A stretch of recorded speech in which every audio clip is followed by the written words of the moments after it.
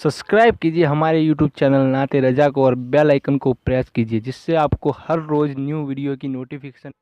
दूसरों की रज़ा, दूसरों के ख्याल, दूसरों की मर्ज़ी, ये एक ऐसा मर्ज़ है जिसने हमें पकड़ रखा है। आज लोग क्या बोलेंगे, लोग क्या कहेंगे, इसी मर्ज़ में पूरी ज़िंदगी गुजर जाती है। ढंग के तरीक़े अपना नहीं पाता हमारा नौजवान, सिर्फ इसी बात पर कि लोग क्या बोलेंगे। टोपी पहनने में शर्म आती है कि लोग क्या बोलेंगे, दाढ़ी रखने में शर्म आती है, लोग क्या बोलेंगे। लोग कुछ नहीं बोलेंगे, जब तुम मरोगे तो सिर्फ इन्ना लिल्लाह बोलेंगे और कुछ नहीं। इन्ना लिल्लाहि व इन्ना इलैहि राजिऊन, इसके अलावा क्या कहेंगे आपके मरने के वक्त। मेरे अजीज़ों, लोगों के अहवाल और उनके कवायफ अलग अलग हैं। तुम अगर लोगों के लिए जीते रहोगे तो कभी करार और सुकून नहीं आ सकता। इसीलिए सहाबा इकराम रिदवानुल्लाहि ताला अलैहिम अजमईन अलल ऐलान ये कहते थे।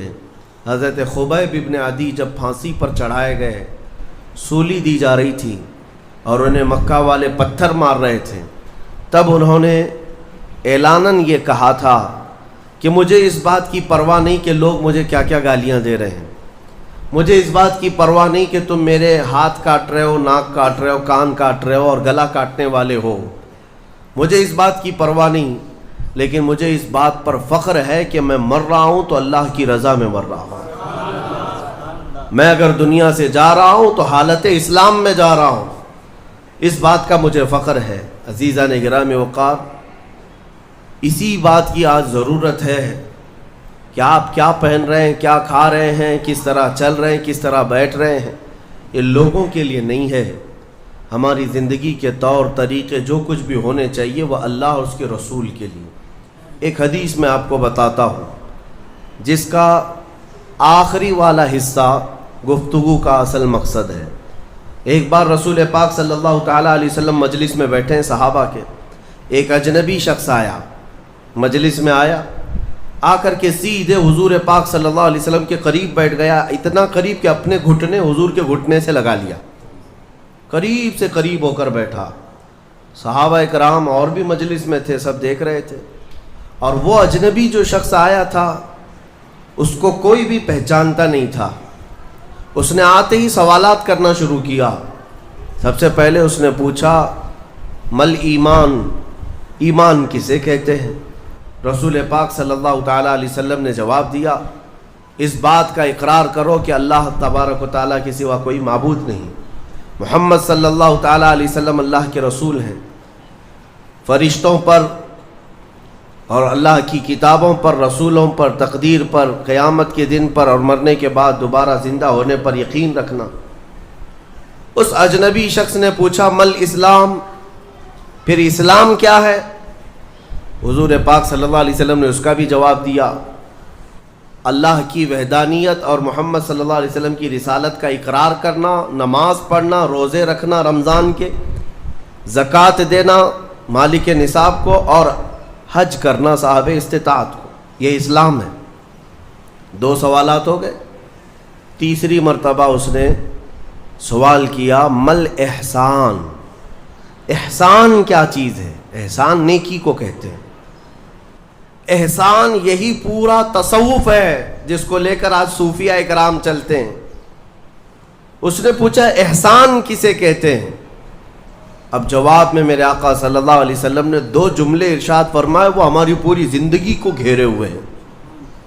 क्या फरमाते हैं, अन तअबुदल्लाह कअन्नका तराह व इन लम तकुन तराहु फइन्नहु यराक। रसूल पाक सल्लल्लाहु अलैहि वसल्लम फरमाते हैं, एहसान का मतलब ये है कि तुम अल्लाह की इबादत ऐसे करो जैसे तुम उसे देख रहे हो। इबादत, नमाज की बात नहीं, इबादत, इबादत में सब चीज़ें आ जाती हैं। रोज़ा भी इबादत है, ज़कात भी इबादत है, हज भी इबादत है, खैरात भी इबादत है, नमाज भी उसका एक हिस्सा है। और रसूल पाक ने फरमाया, ये सारी इबादत ऐसे करो जैसे तुम अल्लाह को देख रहे हो। और अगर तुम्हारी ये कैफियत नहीं आ पाती तो ऐसी इबादत करो कि अल्लाह तुम्हें देख रहा, ये ख्याल तो आ जाए कि अल्लाह तुम्हें देख रहा है। अब वो शख्स जो सवालात कर रहा था اس نے ساری چیزوں کو کہا صدقت صدقت، ہاں آپ بالکل سچ کہہ رہے ہیں، سچ کہہ رہے ہیں۔ حضرت عمر فاروق فرماتے ہیں یہ کون اجنبی ہے، خود سوال بھی کرتا ہے اور خود تصدیق بھی کرتا ہے۔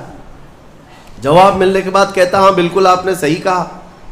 اخیر میں اس نے کہا متی الساعۃ یا رسول اللہ صلی اللہ علیہ وسلم، قیامت کب آئے گی؟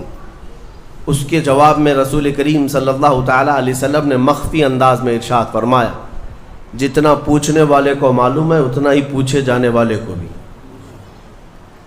ہاں یہ اور بات ہے کہ میں اس کی علامتیں تمہیں بتا دیتا ہوں۔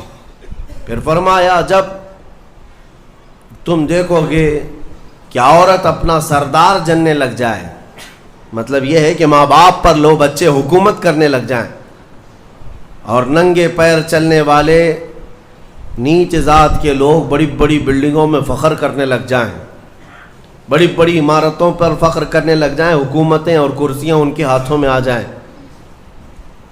اور پھر جب تم دیکھو کہ گانے باجے کی کثرت ہو جائے، یہ دوسری احادیث کا مفہوم بھی اس میں میں آپ کے ساتھ رکھ رہا ہوں، زنا عام ہو جائے، تب تم انتظار کرو کہ قیامت بہت قریب آ چکی۔ میرے عزیزو، حضرت عمر فاروق رضی اللہ تعالیٰ عنہ فرماتے ہم سب سن رہے تھے اور وہ اجنبی آیا اور سوالات کیا اور چلا گیا۔ حضرت عمر کہتے ہیں میں فوراً مجلس سے اٹھ کر باہر گیا کہ اس کو پکڑ کر کے پوچھوں کہ اتنے اہم سوالات کہاں سے لایا تھا، لیکن رسول پاک صلی اللہ علیہ وسلم نے مجھے بلایا، ادھر آؤ عمر۔ وہ کوئی مسافر نہیں تھا، وہ جبرائیل امین تھے جو تمہارا دین سکھانے آئے تھے۔ اتاکم جبرائیل یعلمکم دینکم، وہ تمہارا دین سکھانے تمہیں آئے تھے۔ بہرحال یہ حدیث جبرائیل اس کو کہتے ہیں۔ اس میں جو لفظ آیا ہے کہ تم اللہ کی عبادت ایسے کرو جیسے تم اسے دیکھ رہے ہو، یہ ہماری پوری زندگی کا حصہ ہونا چاہیے، پوری زندگی کا حصہ۔ اسی لیے میرے آقا صلی اللہ تعالیٰ علیہ وسلم سے سوال کیا گیا تھا، صحابہ نے پوچھا دنیا کی طاقتور چیزوں میں بڑی طاقت والی چیز کون سی ہے؟ ترتیب وار حضور اکرم صلی اللہ تعالیٰ علیہ وسلم نے ارشاد فرمایا لوہا ہے، لوہا بہت مضبوط چیز ہے۔ صحابی نے پوچھا کیا اس سے بھی زیادہ طاقتور کوئی چیز ہے؟ کہا ہاں اس سے بھی زیادہ اگر طاقت آگ میں ہے، کیونکہ آگ لوہے کو پگھلا دیتی ہے۔ پوچھنے والے نے کہا کیا آگ سے بھی زیادہ طاقت کسی میں ہے؟ حضور نے فرمایا ہاں پانی میں ہے، پانی آگ کو بھی بجھا دیتا ہے، پانی کی طاقت بہت زیادہ ہے، سونامی پانی ہی سے تو آتا ہے۔ اور اس کے بعد پھر پوچھنے والے نے کہا کیا پانی سے بھی زیادہ طاقت کسی کی ہے؟ آپ صلی اللہ علیہ وسلم نے فرمایا ہاں دنیا میں سب سے زیادہ طاقت ہوا کے اندر ہے، وہ پانی ہو کہ لوہا ہو کہ آگ ہو، سب کو ہوا اڑا لے جاتی ہے، اور ہوائیں جب جوش میں آئیں یا جلال میں آئیں تو بڑے بڑے پہاڑ بھی کھسک سکتے ہیں۔